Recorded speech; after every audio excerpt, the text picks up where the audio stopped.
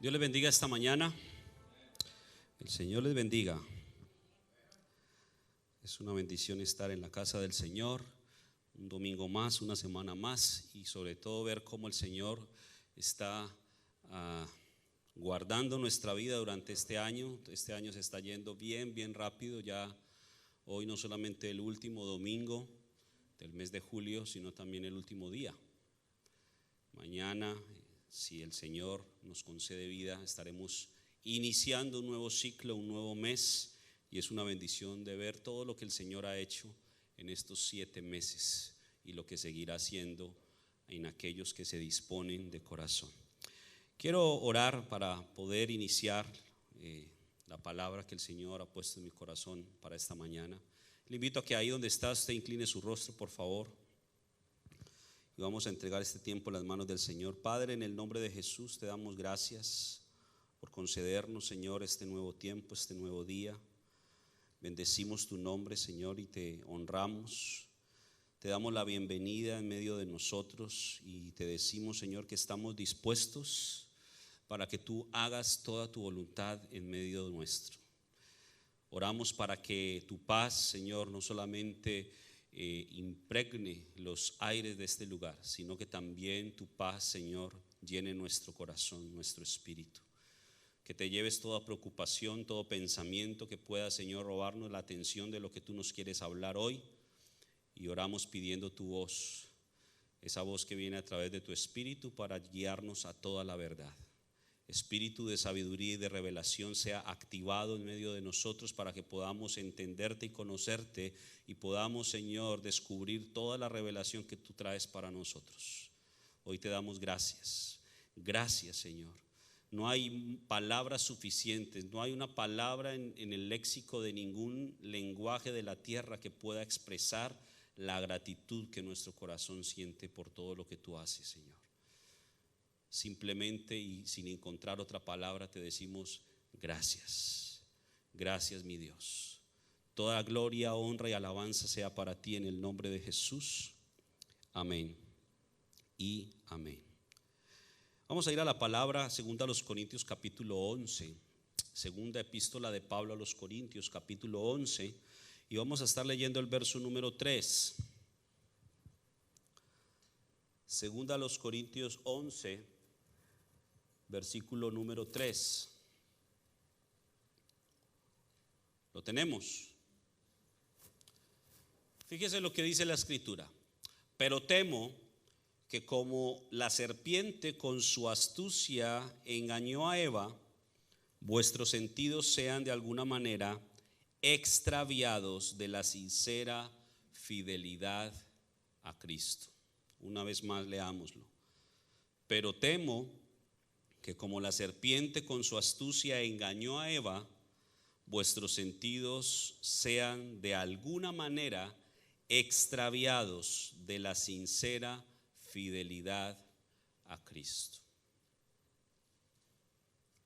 Cuando el Señor me inquietó con este verso y simplemente sentí colocarle como título a este mensaje sincera fidelidad, no me imaginé realmente una imagen que pudiera ilustrar esa frase. Y hay un chico que nos ayuda con el diseño y nos propuso esta imagen y me impactó. Y me impactó por varias razones. La primera de ellas, porque hablábamos con mi esposa y nos parecía un poco paradójico que hablar de fidelidad lo asemejemos o lo ilustremos con un animal.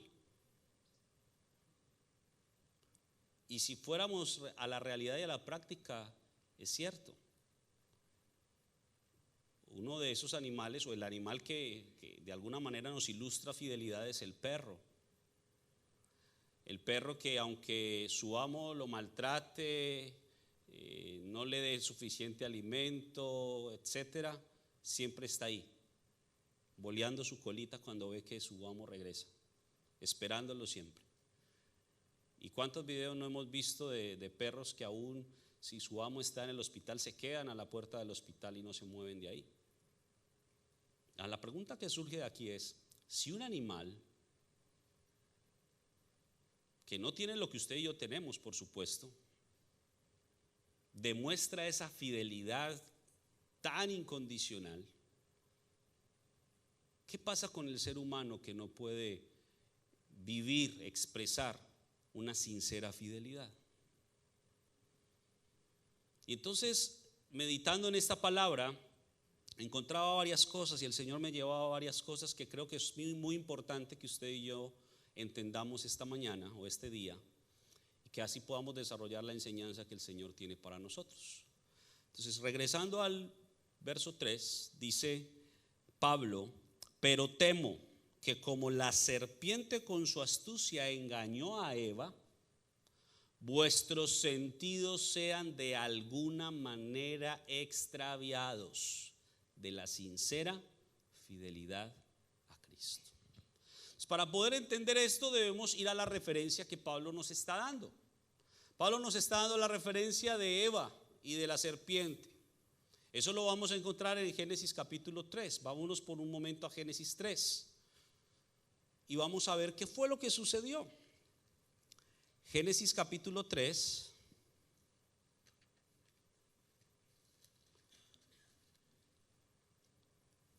versículo 1 en adelante. Mire lo que dice. Génesis 3:1. Pero la serpiente era ¿cómo? Astuta. ¿Qué dijo Pablo? Pero temo que como la serpiente con su astucia engañó a Eva. Entonces acá dice la escritura: pero la serpiente era astuta más que todos los animales del campo que Jehová Dios había hecho, la cual dijo a la mujer, y hace una pregunta: ¿con que Dios os ha dicho no comáis todo árbol del huerto? Y fíjese el verso 2 lo que responde la mujer. La mujer respondió a la serpiente: del fruto de los árboles del huerto podemos comer, pero del fruto del árbol que está en medio del huerto, dijo Dios, no comeréis de él ni le tocaréis, para que no muráis. Entonces la serpiente, versículo 4, dijo a la mujer: no moriréis. 5. Sino sabe Dios que el día que comáis de él serán abiertos vuestros ojos y seréis como Dios, sabiendo el bien y el mal. Ahora, ¿qué encontramos aquí? Aquí encontramos entonces que la serpiente era astuta más que todos los animales. ¿Qué es la astucia? La astucia es la habilidad que se tiene o que tiene el individuo para envolver a otra persona y llevarlo a caer en un engaño. Eso es astucia. Aunque en varios pasajes de la escritura se usa, digamos, desde el punto de vista positivo, la palabra astucia como esa chispa, como esa habilidad de ciertas personas, como de ir más allá que otros, ir por delante de otros. Pero aquí está hablando de esa astucia en el sentido negativo, en donde quería envolver, al punto que Pablo hace referencia en versículo 3 del capítulo 11 a los Corintios, y dice: yo tengo un temor que así como la serpiente usó la astucia para engañar a Eva, ustedes también sean engañados. Y entonces acá dice que la serpiente era astuta. Y entonces comienza la serpiente con su astucia a sacar información. Y entonces le hace la pregunta a Eva: ¿con que Dios ha dicho que no coman de todo árbol del huerto? Ahora, esta pregunta es una pregunta que tiene su trampa, que tiene su cascarita. ¿Qué quería la serpiente ver? ¿Qué le respondía la mujer? Ahora, cuando vemos lo que responde la mujer, nos vamos a dar cuenta de una cosa. Fíjese lo que dice. La mujer respondió: del fruto de todos los árboles del huerto podemos comer. Verso 3. Pero del fruto del árbol que está en medio del huerto, dijo Dios, no comeréis de él, ni le tocaréis, para que no muráis. Ahora, contrastemos esto con lo que dice el capítulo 2. Fíjese en el capítulo 2, versículo 9. Capítulo 2, versículo 9. Mire lo que dice: y Jehová Dios hizo nacer de la tierra todo árbol delicioso a la vista y bueno para comer. También el árbol de vida en medio del huerto y el árbol de la ciencia del bien y del mal. Entonces vemos en el versículo 9 tres tipos de árboles. Tres tipos de árboles que el Señor creó. El primer tipo dice que creó todo árbol delicioso a la vista y bueno para comer. Ese es el primer tipo de árbol que dice la escritura en el verso 9 que creó Dios en el Edén o hizo nacer. Segundo tipo de árbol, dice el árbol de vida. Y es el único tipo de árbol del que la Biblia nos da una referencia geográfica, es decir, nos dice en qué parte del huerto estaba. ¿Dónde estaba el árbol de vida según el verso 9? En el centro, en el medio del huerto. Y hay un tercer tipo de árbol. Fíjese que cuando dice árbol de vida hay una coma. Dice, y el árbol de la ciencia del bien y del mal. Entonces, tres tipos de árboles que el Señor hizo nacer o que creó en el huerto del Edén. Y solamente de uno da la referencia geográfica. Ahora, note lo que dice la mujer. La mujer dice en el versículo 3, del fruto de los árboles, 2, del fruto de los árboles del huerto podemos comer. 3, pero del fruto del árbol que está ¿en dónde? En medio del huerto. ¿Y cuál era el árbol que estaba en medio del huerto? El árbol de la vida. Entonces, ¿qué es lo que nos ilustra esto? Que la mujer tenía una información incorrecta. Ahora, pregúntese, ¿quién era el responsable de transmitirle la información a la mujer?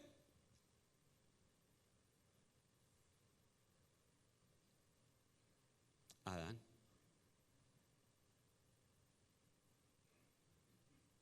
Porque fue colocado Adán en el huerto para que lo labrara y lo guardase. Y después el Señor se dio cuenta y vio que no era bueno que el hombre estuviera solo, y entonces le dijo, le haré ayuda idónea. Ahora, cuando formó a la mujer de la costilla del hombre, ya era una responsabilidad del hombre enseñarle a la mujer lo que ya el Señor le había encomendado. Y entonces vemos aquí que la mujer tenía una información incorrecta, cosa que la serpiente aprovechó para poder envolverla. Y si lo miramos y lo contextualizamos a nuestro tiempo, es lo que sucede muchos de los cristianos hoy en día. Que tenemos o podemos tener la tendencia a ser engañados por la razón de que tenemos información incorrecta. Porque no hemos tenido o no hemos buscado con responsabilidad y con diligencia la palabra de Dios, buscar el consejo de Dios, buscar la voz de Dios a través de la Escritura, sino que simplemente nos quedamos con lo que escuchamos por ahí. Y cuanto más hoy en día, en donde desde la comodidad de su casa usted enciende su computadora o desde su celular abre YouTube y puede buscar cualquier tipo de predicación que usted quiera, a su gusto, a la carta. Y entonces usted comienza a escuchar un montón de cosas y usted, sin ni siquiera corroborar lo que escucha, lo cree.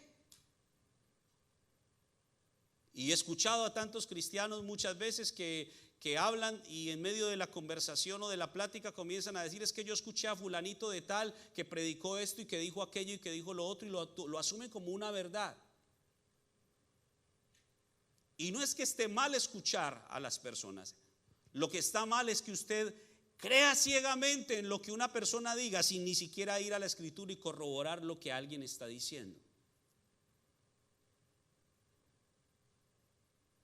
Y es más fácil creerle a los de afuera que creerle a su propio pastor. Muchos cristianos hoy en día prefieren escuchar predicaciones de afuera que escuchar la palabra que el Señor trae a través del que ellos llaman su pastor. Pero aun cuando sea su pastor el que le hable o el que le predique o el que le enseñe, La responsabilidad individual es que vamos a la Escritura y corroboremos lo que nos estén enseñando. Porque si no, vamos a estar andando muchas veces con información equivocada, y esa información equivocada es la que el enemigo aprovecha para envolvernos. Y entonces la serpiente le dice: con que Dios ha dicho que no pueden comer de todo árbol. Y esperó a ver qué le respondía la mujer, y la mujer le respondió y le dio elementos para seguirla envolviendo. Entonces le digo: de todos los árboles podemos comer, pero no del que está en medio del huerto. Ahora, si miramos el capítulo 2, versículo 16, mire la orden o el mandato de Dios al hombre. Mandó Jehová Dios al hombre diciendo: de todo árbol del huerto podrás ¿qué? Comer. Entonces, la serpiente le hizo una pregunta contraria al mandato de Dios. La mujer comenzó a responder bien. La mujer dijo: de todo árbol podemos comer. ¿Y qué fue lo que dijo Dios? De todo árbol del huerto pueden comer. Verso 17. Esta es la advertencia, este es el límite, esta es la restricción que Dios colocó. Mas del árbol de la ciencia del bien y del mal no comerás, porque el día que de él comieres ciertamente morirás. Entonces, la mujer dijo: de todo árbol podemos comer, sí, pero no podemos comer del árbol que está en medio del huerto. Ella, pudiéramos decir que se confundió de árbol, porque Dios dijo: de todo árbol pueden comer. El hombre podía comer del árbol de la vida, pero prefirió comer del árbol de la muerte. Miren, Dios siempre va a colocar delante de nosotros la vida y la muerte, para que seamos usted y yo los que elijamos. Eso es lo que hace el Señor. El Señor nos da a elegir. Él no nos quiere como robots que hagamos simplemente lo que Él quiera sin ninguna voluntad. Por supuesto, Él quiere que hagamos su voluntad, pero que nosotros aceptemos hacer su voluntad. Él no quiere imponer su voluntad sobre nosotros, mientras que el enemigo sí quiere imponer su voluntad sobre nosotros, pero nos atrae con engaños. Ahora, aquí es importante definir dos conceptos. Una cosa es engaño y otra cosa es la mentira. ¿Qué es la mentira? La mentira simplemente es lo contrario a la verdad o faltar a la verdad. La pregunta es: ¿podemos identificar fácilmente las mentiras? Depende. Si conocemos la verdad, sí. Pero ¿y si no la conocemos? ¿Cómo vamos a diferenciar la mentira? Si conocemos la verdad, es muy fácil detectar la mentira. Y aquí hago la ilustración, y la he hecho frecuentemente, la forma en que capacitan a las personas que reciben el dinero en los bancos. En unos lugares lo llaman cajero, los cashier, no sé cómo lo llaman en otros países, pero bueno, la persona que recibe el dinero en efectivo en las taquillas o en los cubículos de los bancos, la forma en que los capacitan a ellos para que puedan identificar los billetes falsos no es colocándoles billetes falsos. No es diciéndoles: mira, el billete falso se identifica por esto, por esto, por esto y por esto. No. Ellos simplemente les dicen: mire, el billete auténtico tiene estas y estas y estas características, tiene esta textura, tiene esta densidad, siéntalo. ¿Y qué pasa cuando ellos están contando el dinero? Están contando el dinero, bueno, ahorita ya son máquinas las que los cuentan, pero en aquel tiempo ellos contaban el dinero y con sus manos como que sentían que había un billete raro, lo sacaban aparte para hacerle una revisión más exhaustiva. Pero a ellos no los entrenan mostrándoles lo falso, los entrenan mostrándoles lo verdadero. El Señor quiere que usted y yo conozcamos lo verdadero, que usted y yo tengamos la información correcta, para que cuando venga la mentira podamos identificarla y pararla. Pero ¿qué hay del engaño? Porque el engaño es diferente a la mentira. Aunque la base del engaño es la mentira, el engaño es un plan premeditado que tiene como base la mentira y que su finalidad es hacer caer a alguien. Eso es un engaño. Y ese sí es más difícil de poder detectar. Se requiere discernimiento, se requiere una habilidad más allá para poder identificar el engaño, pero todo parte del conocimiento que usted y yo tengamos. Escucho a muchos cristianos que quieren identificar y conocer las señales del último tiempo, que insistentemente preguntan y hasta están pidiendo: ¿por qué no se nos predica del Apocalipsis? ¿Por qué no se nos predica del arrebatamiento? ¿Por qué no se nos predica de esto y de lo otro? Y por supuesto que toda la escritura es importante, todas las temáticas que trata la escritura son importantes predicar y enseñar. Sin embargo, me llama la atención de que muchos están queriendo simplemente conocer el final y ni siquiera entienden el inicio. Quieren hacerse doctores del Apocalipsis cuando ni siquiera entienden Génesis. Y el Señor nos quiere llevar a un entendimiento ordenado, que usted y yo podamos ordenar las piezas del rompecabezas de manera que tengamos la imagen completa, el panorama completo de lo que Dios quiere hacer en nuestra vida. Muchos quieren simplemente la enseñanza con la finalidad de llenar su cabeza de conocimiento y parecer que es más importante que otro por el conocimiento que tiene. Pero el conocimiento no nos hace más grandes que otros. El conocimiento nos hace más responsables delante de Dios, porque al que más tiene, más se le exige. Y entonces aquí el hombre tenía la responsabilidad de transmitirle a la mujer la información correcta. Vemos aquí que falló. Yo no puedo determinar que fue responsabilidad 100% del hombre, porque pudiéramos pensar de que la mujer estaba distraída con lo bonito del paisaje y no le prestó atención a Adán. Estoy simplemente suponiendo. Ahora, el caso aquí es que la mujer tenía una información incorrecta que el enemigo detectó y usó para envolverla. Y fíjese entonces lo que dice. Versículo 4. Entonces la serpiente dijo a la mujer: no moriréis, sino que sabe Dios que el día que comáis de él serán abiertos vuestros ojos y seréis como Dios, sabiendo el bien y el mal. Y miren el cambio. Versículo 6. Y vio la mujer que el árbol era ¿cómo? Bueno para comer. ¿Dios había hecho el árbol de la ciencia del bien y del mal bueno para comer? Fíjese que habían 3 tipos de árboles. Uno de ellos dice: deliciosos a la vista y buenos para comer. Árbol de vida. Pero el árbol de la ciencia no dice que era bueno para comer. Entonces es muy importante diferenciar esto, porque la mujer comenzó a ver el árbol de la ciencia del bien y del mal y vio su fruto y lo vio interesante y lo vio hasta bonito. Ahora, yo no sé cómo sería el árbol de la ciencia del bien y del mal. Posiblemente era un árbol muy feo, no lo sé.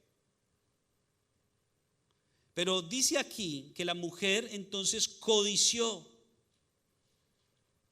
Y he aquí el principio de muchos males para el ser humano: la codicia. Dice que codició. Dice: árbol codiciable para alcanzar ¿qué? La sabiduría.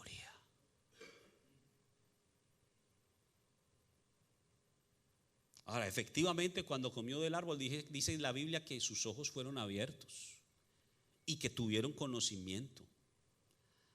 Pero no habla del conocimiento de Dios, habla de un conocimiento humano, terrenal. Porque fíjese en el versículo 7. Dice, entonces fueron abiertos los ojos de ambos y conocieron. ¿Pero qué conocieron?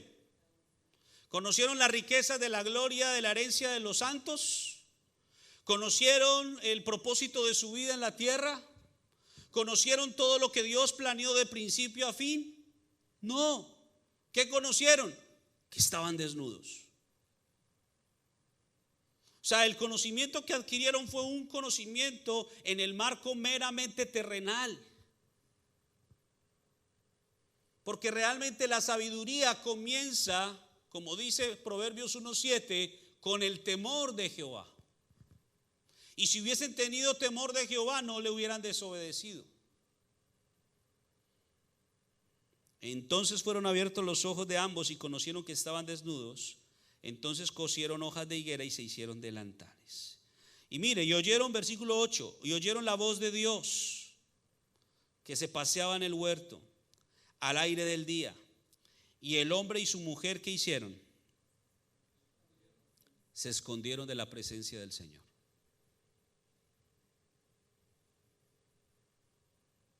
En el momento en que la mujer codició, tomó el fruto, lo comió y se lo dio a su marido, hubo un rompimiento,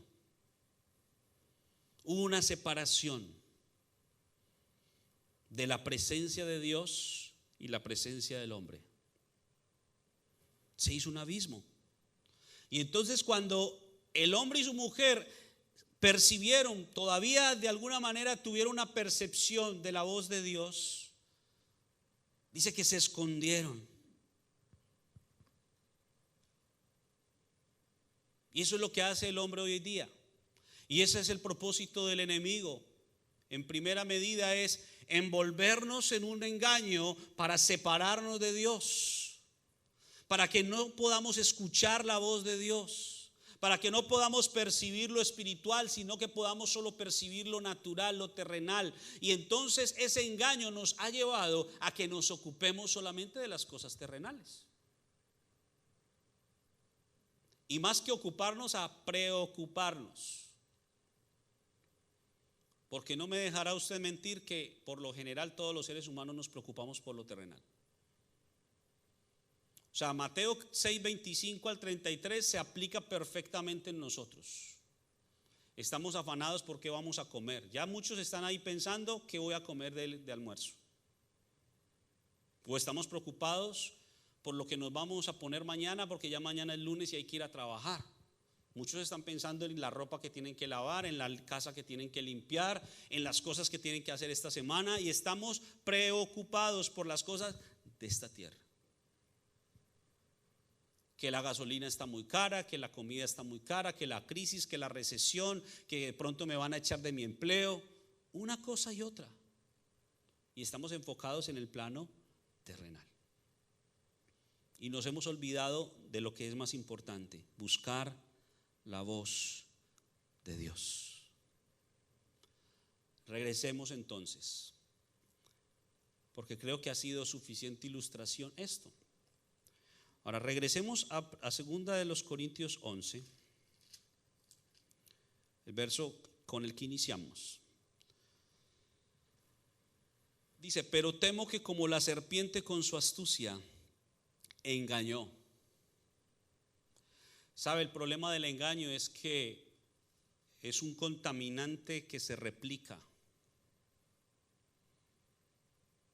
Y entonces aquellos que son engañados a su vez se convierten en agentes de engaño. Sin perder Corintios, acompáñeme por un momento a Jeremías, capítulo 5, versículo 27.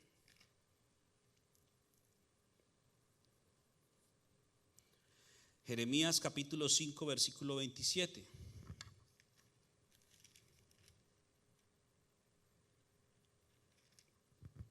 Está Jeremías dando una palabra profética que estaba dirigida a Jerusalén, capital de Judá, digamos el reino del sur, el reino escogido, la tribu que el Señor reservó por amor a David, de la división que hubo en el reino.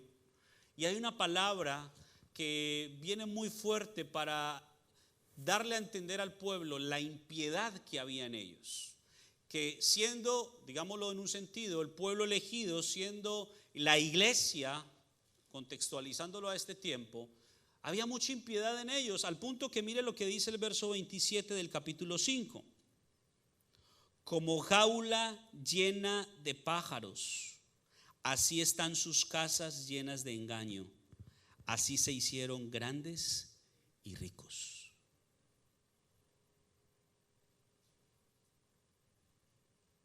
Así dice Dios que están muchas iglesias hoy en día, llenas de pájaros, pero es una casa llena de engaños, cuya finalidad es hacerse grandes y ricos. Y la grandeza de esta tierra y la riqueza de esta tierra no es lo que Dios quiere que busquemos. Dios no quiere engaño en medio de su casa. Y entonces el pueblo de Judá creía que estaba muy bien.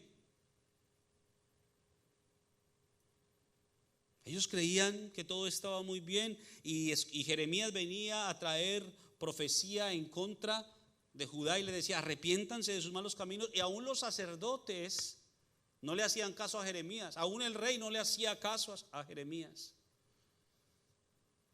Y lo metieron a la cárcel, lo tiraron a una cisterna, lo golpearon, porque ellos creían que estaban muy bien. ¿Cuántas personas, cristianos, cuántos siervos de Dios hoy día han ignorado las palabras de Dios, han ignorado las señales de Dios, creyendo que están muy bien? ¿Acaso no Pablo no nos da este consejo tan sabio que dice: el que crea estar firme, mire que no caiga? Porque a veces nos sentimos mucha cosa porque nos paramos en un altar detrás de un púlpito a hablarle a una cantidad de X de personas, y entonces sentimos que ya agarramos el cielo con las manos, cuando el hecho de que alguien esté frente a un grupo de personas le hace más responsable delante de Dios. Y entonces eso es lo que dice el Señor: como jaula llena de pájaros, así están sus casas llenas de engaño. Así se hicieron grandes y ricos. Ahora vaya al capítulo 9 de este mismo libro de Jeremías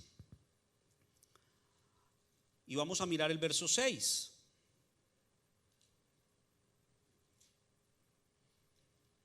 Mire, dice: su morada está en medio de ¿qué? Del engaño. Por muy engañadores no quisieron conocerme, dice el Señor. Entonces, a un lado está el engaño, a este otro lado opuesto está el Señor, porque el Señor es verdad. En el Señor no hay engaño. Y entonces, aquellos que son engañados, o que tenemos el potencial de ser engañados, porque todos tenemos el potencial de ser engañados, en el momento en que caemos en el engaño, nos convertimos nosotros en engañadores también. Porque ¿acaso usted no le comparte a otros lo que aprende?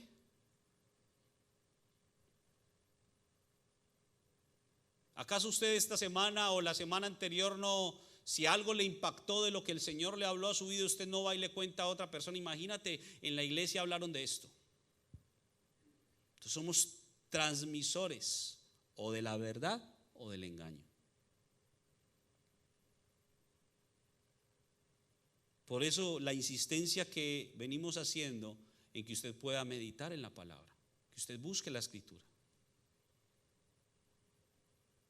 que no se llene solamente o no se quede solamente con lo que se le entrega desde el altar, sino que usted en la semana busque más y más y más, porque Dios tiene más que darle a usted.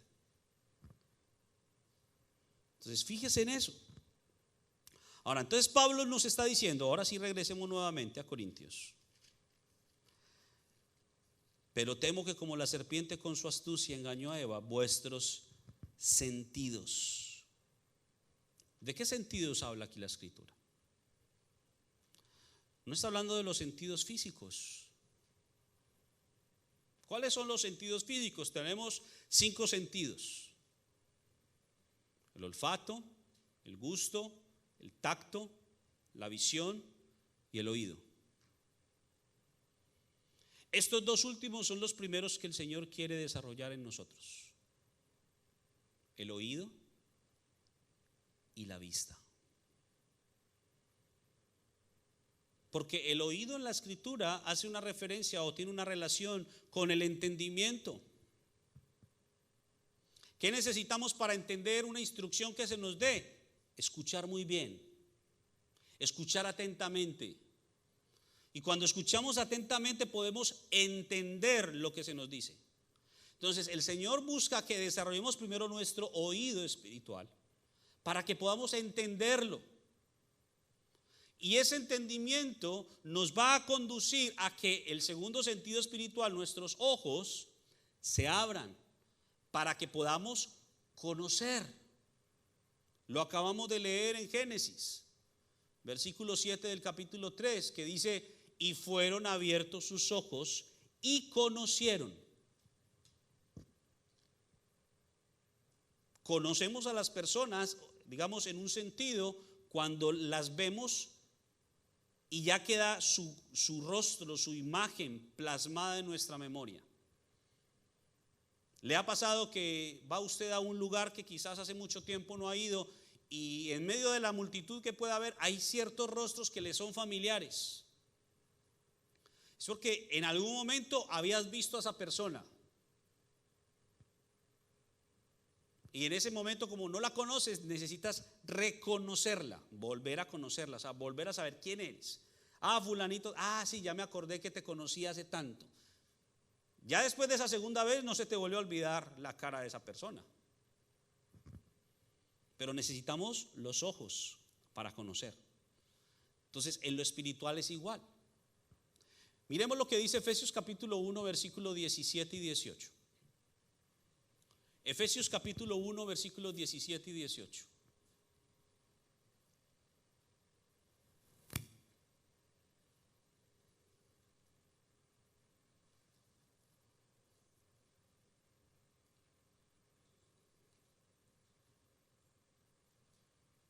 ¿Qué dice? Efesios 1, 17 y 18.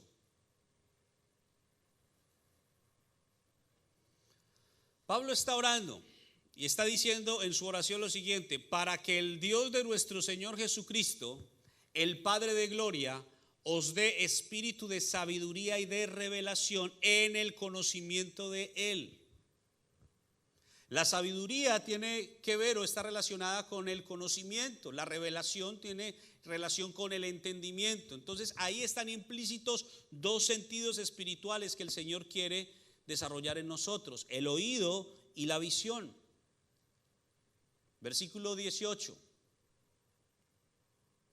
Alumbrando, ¿qué? Los ojos de vuestro entendimiento, para que sepáis. Vuelve a hacer relación con el conocimiento, el saber, para que sepáis cuál es la esperanza a que Él os ha llamado y cuáles las riquezas de la gloria de su herencia en los santos. ¿Cree usted que en Dios hay mucha riqueza, sí o no?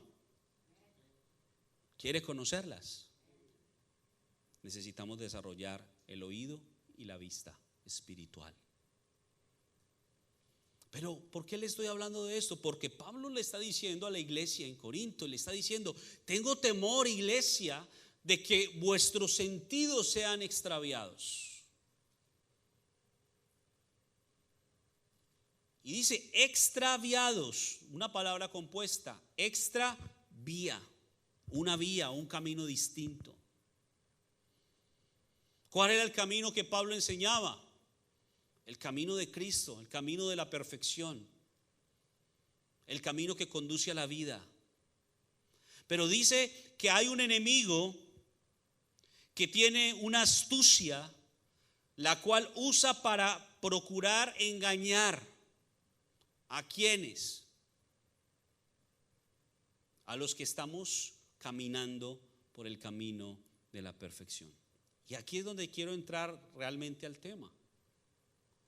Porque quiero que usted y yo entendamos que el engaño que usa el enemigo es para procurar hacer caer a aquellos que ya están en el camino. El enemigo no se desgasta con aquellos que él ya tiene atrapados. El enemigo usa la astucia para procurar engañar a los que ya estamos en el camino. No importa en qué etapa del camino estemos, si estamos en el camino, usted y yo somos blancos del enemigo. Y quiero mostrarle por lo menos 3 momentos en los que el enemigo nos tienta. Y digo por lo menos porque él nos puede tentar en cualquier momento del camino. Leíamos en Génesis, por ejemplo, cómo tentó al hombre y a su mujer. Y estamos hablando de que es el libro de Génesis. Génesis, ¿qué significa? Comienzo, inicio. Es decir, que aún al inicio del camino, por supuesto el enemigo va a buscar engañarnos. Fíjese lo que dice Mateo capítulo 4. Mateo capítulo 4.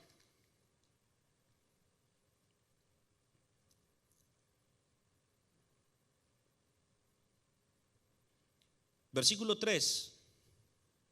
Mateo capítulo 4, versículo 3.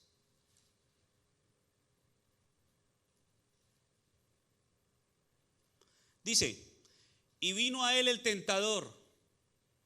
¿A quién? Está hablando de Jesús. Y vino a él el tentador y le dijo, si eres hijo de Dios, di que estas piedras se conviertan en pan. Jesús ni siquiera había comenzado su ministerio público y ya el enemigo lo estaba tentando. Y entonces, fíjese la astucia del enemigo. ¿Qué detectó en Jesús? Detectó un deseo natural, un deseo, digámoslo, carnal, pero en el sentido natural, como es el sentido o el deseo de tener hambre. A ver, levante la mano quien nunca ha tenido hambre. Y ni le digo que levante la mano quien tiene hambre, porque todos la levantarán. Todos sentimos hambre, porque es un deseo natural de nuestra condición humana. Y dice que Jesús después de 40 días tuvo hambre. ¿Será lógico que después de 40 días Jesús tenga hambre? Mucha hambre. Y entonces el enemigo detectó ese deseo para procurar engañarlo. Y entonces le dijo, di, si eres hijo de Dios, di que estas piedras se conviertan en pan. Yo le pregunto, ¿Jesús es el hijo de Dios, sí o no? Entonces mire que el enemigo vino contra Jesús con una verdad, pero cuestionando esa verdad. Si eres hijo de Dios, di que estas piedras se conviertan en pan. En pocas palabras, el enemigo le está diciendo, ¿sabes qué? Si tú eres hijo de Dios, demuéstramelo. Convierte estas piedras en pan. Y si mira más adelante, podemos ver en otras 2 ocasiones más cómo el diablo procuró hacer caer a Jesús. Versículo 5, por ejemplo, dice que el diablo lo llevó a la santa ciudad y le puso sobre el pináculo, el punto más alto del templo, y le dijo otra vez, si eres hijo de Dios, échate abajo. Y aún le citó la Biblia. Porque escuche una cosa, el enemigo conoce mejor que los cristianos muchas veces la Biblia. El enemigo conoce toda la escritura. No crea que él no la conoce, él la conoce. Y la va a usar manipulándola para hacer caer. Y fíjese lo que le dijo, porque escrito está, a sus ángeles mandará cerca de ti y en sus manos te sostendrán para que no tropieces con tu pie en piedra. Y más adelante vuelve y le dice que le mostró desde un monte muy alto todos los reinos, verso 8, toda la gloria de los reinos. Y dijo, todo esto te daré si postrado me adorares. Entonces procuró de muchas maneras hacer caer a Jesús, procuró engañarlo, Pero ¿qué fue lo que mantuvo a Jesús firme? ¿Qué observa usted en ese capítulo 4 que mantuvo firme a Jesús? El conocimiento de la palabra. Porque si usted nota, Jesús le respondió con la palabra. Aquí no se trata de que usted, cuando sienta que el enemigo lo está tentando, usted solamente le dijo: te reprendo, Satanás, vete de mí. Mire, esas fórmulas no funcionan con el enemigo si usted no tiene la autoridad de Dios conociendo la palabra. No es porque usted le diga: te reprendo, Satanás, en el nombre de Jesús, el enemigo se va a ir. Él detecta no lo que usted dice, la autoridad que hay en usted.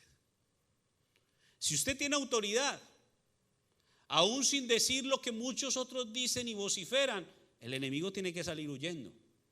Si hay autoridad en usted, y la autoridad en usted va a venir como resultado del conocimiento que usted tenga de la palabra. Y no le hablo del conocimiento mental, de que usted se memorice 1000 versículos, ni siquiera de que usted conozca el significado de las palabras y diga: el valor de la palabra X es esto, lo que significa esta palabra aquí es esto. No es eso, es que usted tome esa palabra, la lleve a su espíritu y la viva. Si usted y yo no vivimos la palabra, no estamos haciendo nada, por más conocimiento que tengamos de ella.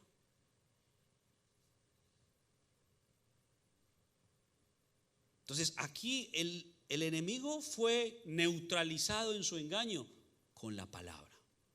Una y otra vez Jesús le dijo: escrito está, no solo de pan vivirá el hombre. Escrito está también: no tentarás al Señor tu Dios.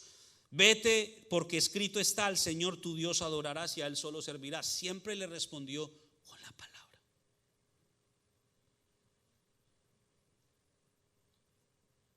¿Cómo le respondemos? Pregunto. A la tentación. ¿Cómo le respondemos a los intentos del enemigo de querernos engañar? Ahora, Jesús aquí ni siquiera había empezado el ministerio y ya estaba siendo tentado. Ya el enemigo estaba procurando engañarlo. Pues lo estaba haciendo desde el huerto. Ahora, fíjese en esto. En el Génesis vemos al enemigo procurando colocar al hombre en contra de Dios. Mire bien eso. En Génesis 3 el enemigo está procurando colocar al hombre en contra de Dios. Si usted va a Job capítulo 1, y quiero leerle solamente unos versos. Job capítulo 1.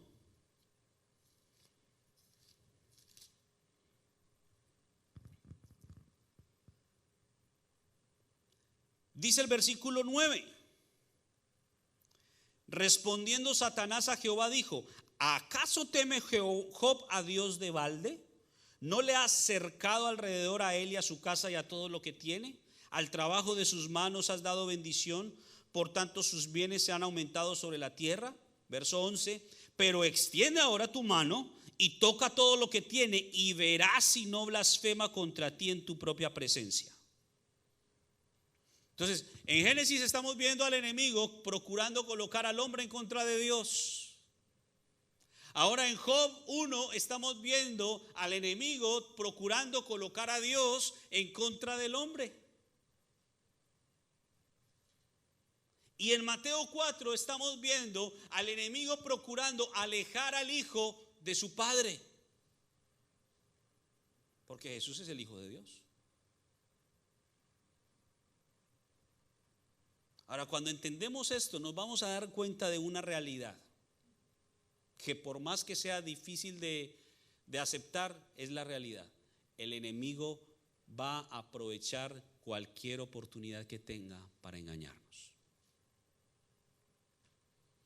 No se trata de si estamos empezando, porque algunos pensarán: ay, es que apenas estoy empezando en la vida cristiana, me va a tentar mucho el enemigo. Sí, a usted y a todos los que van mucho más adelante que usted. Aún aquellos que pueden ya pensar que están a un paso de la vida eterna, a esos también el enemigo va a procurar engañarlos hasta el momento último. Fíjese por un momento, vámonos a Lucas.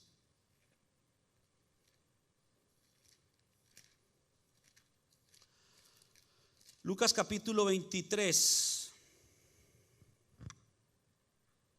versículo 39. Lucas 23, 39. Entienda esto, Jesús está ¿en dónde? Está en la cruz, ya está crucificado. Está en una condición que pudiéramos decir, ya pobrecito, ¿qué más le puede acontecer? Ya el enemigo déjelo quieto, porque ya le ganaste, pudiera uno decir. Pero fíjese, aún en la cruz, mire lo que dice. Y uno de los malhechores que estaban colgados le injuriaba diciendo: si tú eres el Cristo, sálvate a ti mismo y a nosotros.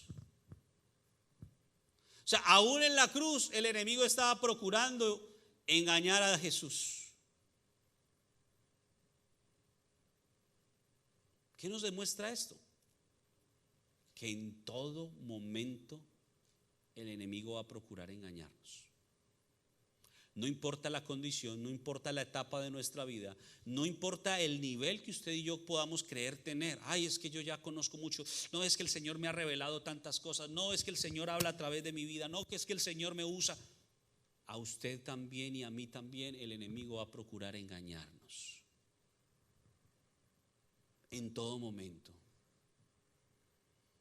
Por eso Pablo le dice a la iglesia: iglesia, así como la serpiente con su astucia engañó a Eva, yo tengo el temor de que sus sentidos, los espirituales que estaban siendo activados en la iglesia, ya estaban empezando a escuchar la voz de Dios, ya estaban empezando a conocer a Dios. Y Pablo les dice: yo no quiero que esos sentidos que el Señor está activando en ustedes sean extraviados, sean llevados por otro lado. Porque sabe una cosa, el enemigo es un imitador. Y todo lo que Dios hace o quiere hacer con nosotros, el enemigo también lo quiere hacer, pero opuestamente. Es decir, Dios nos puede hablar, Dios puede darnos palabra profética, Dios puede usarnos a través de dones. El enemigo también quiere usar el potencial que Dios puso desde la eternidad en nosotros, pero Él lo quiere usar para lo malo. Eso es lo que el enemigo quiere hacer. Por eso es muy importante que usted y yo escudriñemos la palabra, busquemos en la Escritura, indaguemos, le preguntemos al Señor. Que en la semana podamos meditar en la palabra y podamos decir: Señor, ¿qué es lo que me quieres enseñar a mí?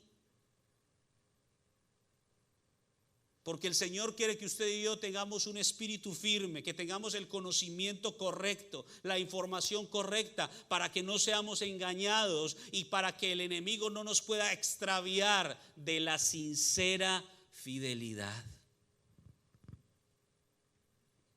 Y me llama la atención esa frase y voy terminando con esto.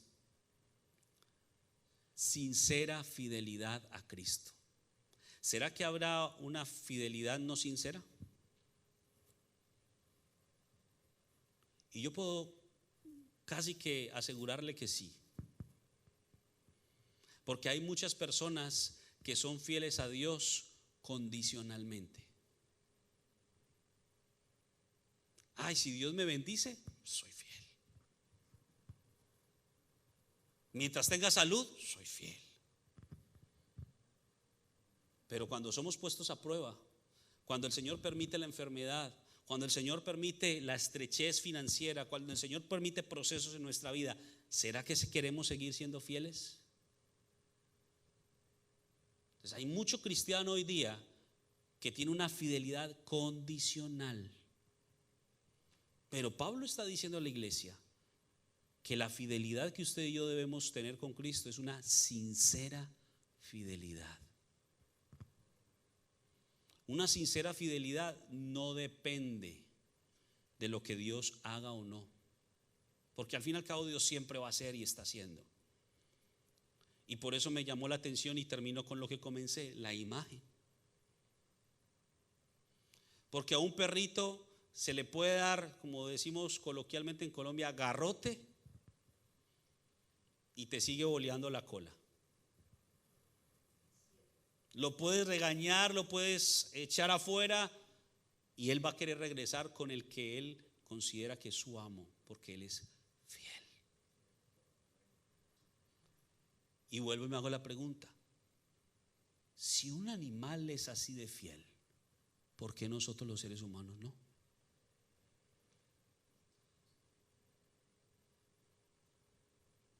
¿Por qué cuando vienen las pruebas y las dificultades le empezamos a reclamar a Dios?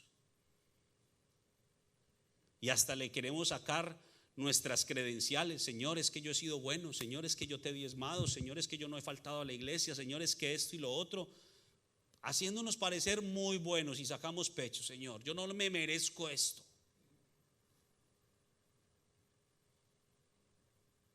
Porque ignoramos el propósito de Dios. El Señor está buscando un pueblo fiel, pero con una sinceridad de corazón. Y por eso, así como Pablo, yo le transmito el mismo temor en el buen sentido de la palabra. Temo que como la serpiente con su astucia engañó a Eva, vuestros sentidos sean extraviados de la sincera fidelidad a Cristo. Para que eso no suceda, usted y yo tenemos que aferrarnos a la Escritura, buscar el consejo y la voz de Dios en su palabra, conocer lo verdadero. No se ponga usted a buscar lo falso, que qué es esta secta, que qué es esta otra, que qué hacen los brujos aquí, lo que hacen allá. No se preocupe por eso, preocúpese, o más bien ocúpese en conocer a Dios. Busque a Dios. Y el Señor va a revelar cosas extraordinarias a su vida, de modo que cuando venga la mentira o cuando venga el engaño, usted va a tener el discernimiento activado para que no caigan esas trampas. Porque usted no puede confiarse en su pastor, porque entonces cuando su pastor no esté, ¿qué va a hacer?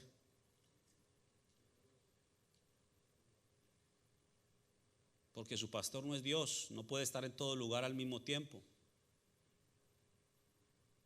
Entonces es una responsabilidad individual. A veces queremos depender espiritualmente de otros. Y claro que hay un proceso, hay un momento en donde algunos que están iniciando sienten cierto apego, cierta dependencia de alguien que te está enseñando. Pero tiene que haber un desarrollo natural en nuestra vida, en donde ya no somos bebés, en donde ya tenemos que crecer y tenemos que valernos por nosotros mismos. ¿Qué quiere decir? Que nosotros debemos procurar buscar la voz de Dios individualmente. Usted viene cada semana o 2 o 3 veces por semana a la iglesia y recibe una enseñanza. Qué bueno, atesórela, recíbala, vívala, pero compleméntela con su vida devocional todos los días. Porque el Señor te quiere hablar a ti directamente, sin intermediarios. No seamos como el pueblo de Israel, que dijo: no hable Dios con nosotros, que hable con Moisés, y lo que Moisés diga nosotros lo vamos a hacer, y ni lo uno ni lo otro, porque ni volvió Dios a hablarle al pueblo directamente, ni ellos le hicieron caso a Moisés. Pero Dios en este tiempo quiere volver a revelar su voz a aquellos que estén dispuestos a tener una sincera fidelidad a Cristo. Y termino con esto: todo lo que usted y yo podamos recibir, toda la revelación que usted y yo podamos tener, todo lo increíble que usted pueda escuchar desde esto, desde cualquier otro altar, si no te lleva a parecerte a Jesús, no es de Dios. Porque habrán personas que te hablen muy elocuentemente, que te den términos y significados que uno dice: wow, qué extraordinario lo que está hablando. Pero si no te llevan a parecerte a Jesús, eso no es de Dios. Toda la revelación de la Escritura, toda palabra que está en la Escritura apunta a que nos parezcamos a Cristo. Por eso Pablo dijo que ese engaño no nos extravíe de la sincera fidelidad a Cristo. Amén. Pongámonos de pie.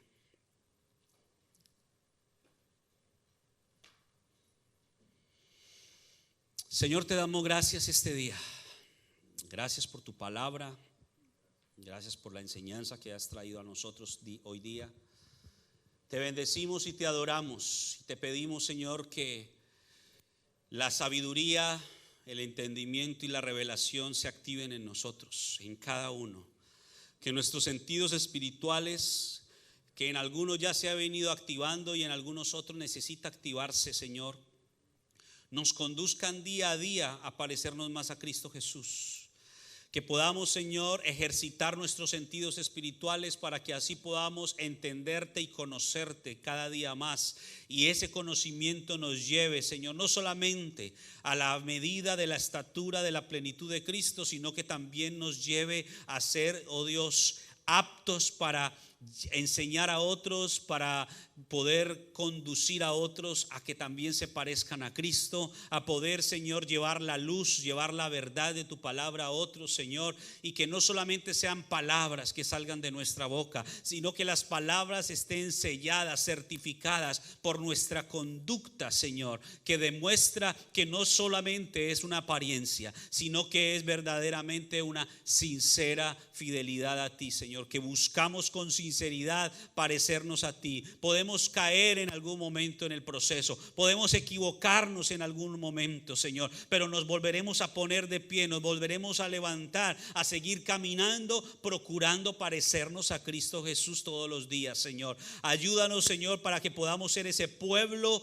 que tenga y que exprese una sincera fidelidad a ti, Señor. Ayúdanos a no caer en el engaño, Señor. Guárdanos de caer en cualquier engaño, Señor. Activa el discernimiento espiritual en nosotros para que podamos detectar, Señor, aquellas palabras, Señor, que pueden sonar muy bonitas, muy armoniosas, pero que no son de ti, Señor, que no provienen de ti. Ayúdanos a identificar y a discernir a aquellas personas que se acercan a nosotros, posiblemente de forma muy amigable, pero que tienen, Señor, una finalidad de hacernos caer, de colocarnos una trampa, Señor, para que caigamos en un engaño, Señor. Aquellos que se conducen con astucia muchas veces, Señor, y que no identificamos fácilmente. Yo te pido, Señor, que actives los dones proféticos en tu pueblo, que actives los dones espirituales en tu pueblo, para que podamos, Señor, detectar aquellas cosas que son una amenaza para que nosotros, Señor, no lleguemos a la meta, la cual es Cristo, autor y consumador de la fe. Hoy, Señor, continuamos corriendo en la carrera, corriendo, Señor, esta maratón, Señor, puestos los ojos en Cristo Jesús, Señor. Gracias por tu palabra, gracias por traer esta enseñanza a nosotros, Señor. Hoy te damos todo honor, toda gloria, en el nombre poderoso de Jesús. Amén y amén.